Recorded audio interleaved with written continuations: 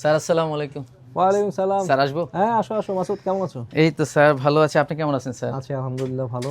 Sir কেমন একটা চলছে? বিষয় জানার জন্য আসছি। আপনি তো রেমিটেন্স নিয়ে বেশ কিছু পড়াশোনা করেন, জানেন, এক্সপার্ট বলতে গেলে।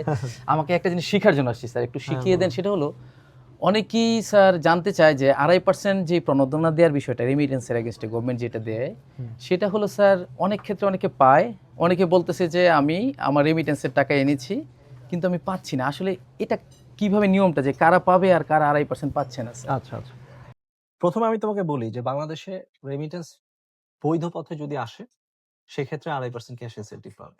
এখন বৈধ পথটা কি, তোমার একটা প্রশ্ন জাগতেই পারে। জি স্যার। এখন বৈধ পথটা হচ্ছে কেউ যদি ব্যাংকিং চ্যানেলে রেমিটেন্স বাংলাদেশে পাঠায়, তাহলে সেটা হবে বৈধ পথ।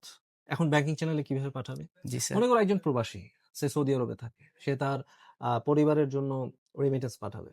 তা এখন সে যদি পরিবারের জন্য রেমিটেন্স পাঠাতে চায়, তাহলে সে প্রথমে কোথায় যেতে হবে? কোথায় যাবে স্যার ওখানে? এটা একটা বিদেশি এক্সচেঞ্জ হাউস আছে, আমাদের যাদের ব্যাংক কাজ তো হচ্ছে। সেখানে নাই স্যার। না, হ্যাঁ। এখন কিছু কিছু দেশে আমাদের ব্যাংকের ব্রাঞ্চ আছে, কিন্তু বেশিরভাগ ক্ষেত্রেই যে বিদেশি এক্সচেঞ্জ হাউস কিছু আছে, যেখান থেকে এক্সচেঞ্জ হাউসের মাধ্যমে প্রবাসীরা বাংলাদেশে ব্যাংকিং চ্যানেলে রেমিটেন্সটা পাঠায়।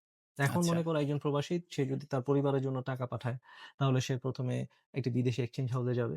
জি। তুমি কি জানো কিছু কিছু নাম বিদেশি এক্সচেঞ্জ হাউস? স্যার যেমন ওই যে western union, right, MoneyGram. Right, right. হ্যাঁ, হ্যাঁ। তাদের কাজই হচ্ছে যে প্রবাসীদের রেমিটেন্স দেশে পাঠানো।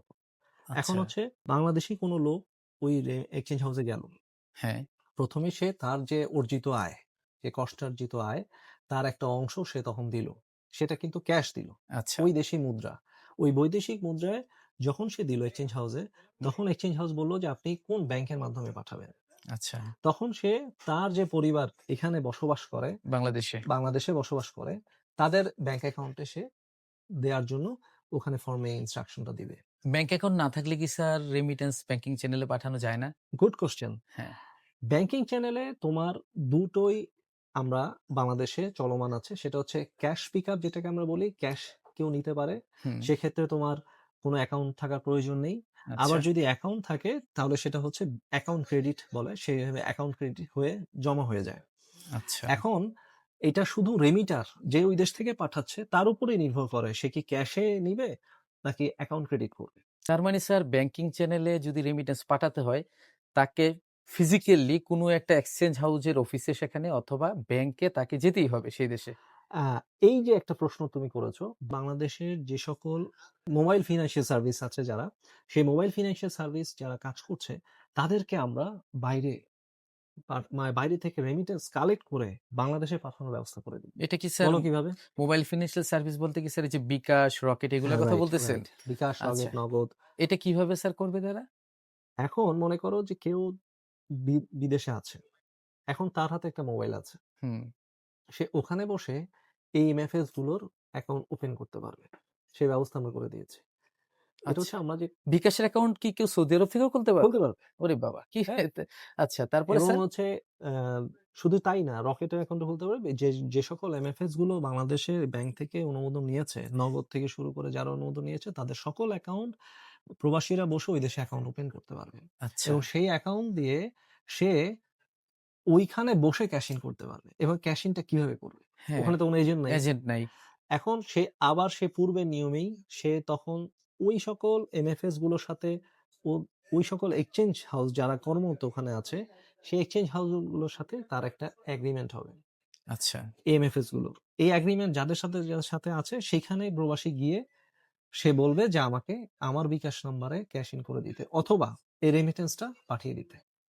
এখন তুমি মনে করছো যে এটা ক্যাশ ইন হচ্ছে, কিন্তু আসলে এটা ব্যাকএন্ডে রেমিটেন্স হিসেবেই কিন্তু টাকাটা এখানে চলে আসছে আচ্ছা। ব্যাংকিং চ্যানেলে। ব্যাংকিং চ্যানেলে যখন টাকাটা এখানে চলে আসছে, যে এমএফএস অ্যাকাউন্ট ওখানে বসে খুলেছে, তার অ্যাকাউন্টটা এখানে বসেই বাংলাদেশী ক্রেডিট হচ্ছে। এবং সে মোবাইল যেহেতু তার হাতে আছে, এবং ওয়ালেটটা যেহেতু তার হাতে আছে, সে ওখানে বসে দেখছে যে তার অ্যাকাউন্টে, তার বিকাশ বা রকেট বা নগদ অ্যাকাউন্টে কি হচ্ছে, টাকা জমা টাকাটা হচ্ছে। জমা হয়ে যাচ্ছে, এবং স্যা সেটা হচ্ছে টাকায়।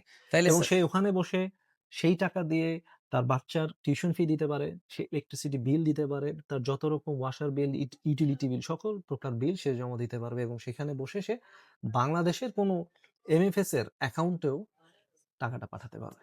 স্যার এখানে একটা জিনিস আমি ক্লিয়ার হতে পারতেছি না। আপনি বললেন যে এমএফএস মানে বিকাশ রকেটে যখন রেমিটেন্স পাঠাবে এই টাইপের যেগুলো আছে ক্যাশ ইন করার জন্য এক্সচেঞ্জ হাউসে গিয়ে বা ব্যাংকে গিয়ে যেখানে এই ফ্যাসিলিটিটা আছে, কিন্তু আমি যেটা শুনলাম অনেকেই স্যার এরকম কোনো জায়গা যেতে হয় না, মানে তাদের এখানে কিছু লোক আছে, নির্ধারিত কিছু লোক আছে, তাদেরকে বলে তারা যে আমার রেমিটেন্সটা পাঠাই দাও, তারা নাকি বিকাশে রকেটে নগদে রেমিটেন্সটা পাঠাই দেয়। তাহলে এইটা কিভাবে পাঠায় স্যার? আমরা এরকম অনেক অভিযোগ পেয়েছি। যেটা হচ্ছে যে তারা এভাবে পাঠাতে পারে। কিন্তু আসলে কিন্তু এটা ব্যাংকিং চ্যানেল না। মনে করো যে তুমি তোমার ক্যাম্পে একজন প্রবাসী কাজ করছে, তার হ্যাঁ অফিসে কাজ করছে। সেখানে একটি বিদেশি বাঙালি হয়তো সে গিয়ে বলল যে আমাকে দেন, আমি আপনার হয়ে টাকাটা পাঠিয়ে দিচ্ছি। হ্যাঁ, কিছু সংভবত চক্র আছে যাদের বাংলাদেশে এই এমএফএস গুলো কোনো দুষ্ট চক্রের সাথে বা কোনো দুষ্ট এজেন্টের সাথে তাদের লিংক আছে। এটাই কি হুন্ডি নাকি স্যার? এটাই হচ্ছে হুন্ডি, এবং আচ্ছা। সেই হুন্ডিটার এখন একটা নতুন ফর্ম হচ্ছে ডিজিটাল হুন্ডি। ও আচ্ছা। এই ডিজিটাল হুন্ডি কিন্তু ব্যাপকভাবে বেড়ে গেছে। সেই টাকাটা কিন্তু আমার ব্যাংকিং চ্যানেলে আসছে না। সেই জন্য বাংলাদেশ সেই রেমিটেন্স থেকে ক্ষতি হচ্ছে। তারা কিভাবে এই পাঠায় সেই স্যার? সাধারণ প্রবাসী যে কষ্টে যে আয় করছে, জি স্যার। সে কিন্তু জানতে পারছে না যে বাংলাদেশে কোনো ব্যাংকিং চ্যানেল না আসার কারণে এই রিজার্ভে তার কোনো অবদান আসছে না। এই জন্য আমরা বারবার অ্যাওয়ারনেস প্রোগ্রাম করি, আমরা প্রবাসীদের বোঝাতে চেষ্টা করি। যেই প্রবাসী সে ব্যস্ত একজন মানুষ, সে অনেক সারা বছর ধরে কাজ করে। সে যখন দেখে যে এরকম একটি সুবিধা সে পাচ্ছে, তখন সে হয়তো এত কিছু চিন্তা করে না তার সময়ের জন্য। জি স্যার। তার মালিক হয়তো তাকে ছুটি দিচ্ছে না। তো এরকম অনেকভাবে চিন্তা করে সে হয়তো ওই লোকটাকে দিয়ে দিচ্ছে। এই হুম। জায়গা থেকে আমরা কাজ করার জন্য আমরা কি করেছি, যে প্রবাসীটা আছে তার মোবাইলে যেই ওয়ালেটটা আছে, সেই ওয়ালেটকে আমরা দিয়ে দিয়েছি যে বাংলাদেশে তুমি আনলক করে দিয়েছি, এবং সে ওখানে বসে অ্যাকাউন্ট খুলতে পারবে এবং সে ক্যাশ ইন করতে পারবে। ক্যাশ ইন করে এইভাবে এখন রেমিটেন্সটা তো তুমি পাঠাতে। বললা যে এই ক্যাশ ইন করতে হলে তো আমাকে এক্সচেঞ্জ হাউসে যেতে হচ্ছে। জি স্যার। সে এক্সচেঞ্জ হাউস যদি নাও যায়, সে তখন তার ব্যাংক অ্যাকাউন্ট থেকেও পুল করতে পারবে। অ্যাকাউন্ট ক্রেডিট করতে পারবে। তার ওই দেশের যে অ্যাকাউন্ট আছে, সেই অ্যাকাউন্ট থেকেও সে ব্যাংকের সাথে যদি ওই ওয়ালেটটার ইন্টিগ্রেশন থাকে, সে এইটা করেও কিন্তু তারা ক্যাশ ইন করে তার অ্যাকাউন্টে নিতে পারে। ব্যাংক অ্যাকাউন্ট থেকে ডেবিট করে। হুম। এখন সেই ক্ষেত্রে ওই ব্যাংকের সাথে তার একটা ইমেইল থাকবে। এখানে শুধু এগ্রিমেন্টের একটা বিষয়। এবং আচ্ছা। আরো মজার ব্যাপার হচ্ছে, তোমরা যখন মনে করো যে একজন প্রবাসী সে দিয়ে দিল হচ্ছে একজন লোককে যে আমার মোবাইল ওয়ালেটে বা হুন্ডি এজেন্টই বলি হ্যাঁ, আমরা স্যার। হুন্ডি এজেন্টকে দিয়ে দিল। হ্যাঁ। সে কি করলো? সে তখন ফোনে বলে দিল যে এই নাম্বারে ক্যাশ ইন করে দাও। টাকাটা পাঠায় দাও। টাকাটা পাঠায় দাও। এখানকার কোথায় বলে স্যার? আমাদের বাংলাদেশী দেশে? আমাদের দেশের ও যে দুষ্ট মানে এজেন্ট হুন্ডি আছে, আরেকজন এজেন্ট থাকে আমাদের দেশে? হ্যাঁ, এমএফএস এর যে এজেন্ট।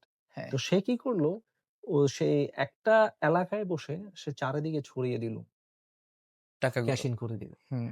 তো দেখা গেছে এটা করতে গিয়ে আমরা অনেকভাবে চেষ্টা করেছি। দেখা গেছে একটা এনআইডি নাম্বারে অনেকে, মানে একটা এনআইডি দিয়ে অনেক এজেন্ট হয়েছে।